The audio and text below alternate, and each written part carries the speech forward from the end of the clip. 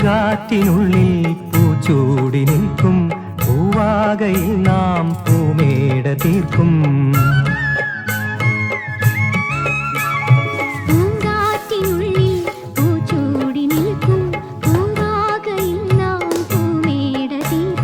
പുണരും പുതുവെയിലിൻ പുലരിക്കൂടിൽ പടരും നറുമലരിൻ ഇതളിൻ ചൂടിൽ